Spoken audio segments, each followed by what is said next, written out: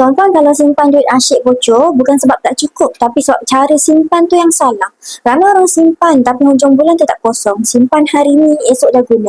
Simpan sikit, tiba-tiba habis tanpa sedar. Itu bukan simpanan tuan-tuan, tapi ibarat kita ni parking duit sementara waktu. Sebab tu ramai yang dah mula tukar strategi daripada simpan duit kepada simpan emas. Bila simpan emas tuan-tuan, emosi kita ni berbeza. Kita rasa seronok kumpul, bukan seronok habiskan. Sedar-sedar nanti dah ada 50 gram, dah ada 100 gram.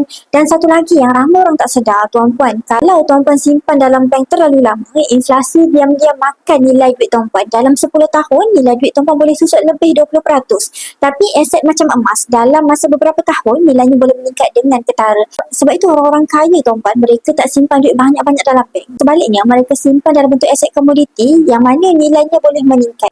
Dengan Public Go, tuan-puan boleh mula serendah RM100 sahaja. Tak perlu tunggu duit banyak tuan-puan, tak perlu tunggu cukup dulu. Simpan sikit-sikit secara konsisten, lama-lama akan jadi satu simpanan yang sangat banyak. Dah capai target, tuan-puan boleh keluarkan dalam bentuk emas fizikal. Jadi kalau selama ni tuan-puan simpan tak pernah jadi, mungkin dah tiba masa untuk tuan-puan tukar cara. Daripada tuan-puan simpan dalam bentuk tunai, beralih kepada simpanan emas. Nak saya tunjuk cara macam mana untuk mula simpan emas ikut bajet tuan-puan? Tuan-puan boleh isi biru dekat bawah. Saya bantu sebaiknya. Assalamualaikum.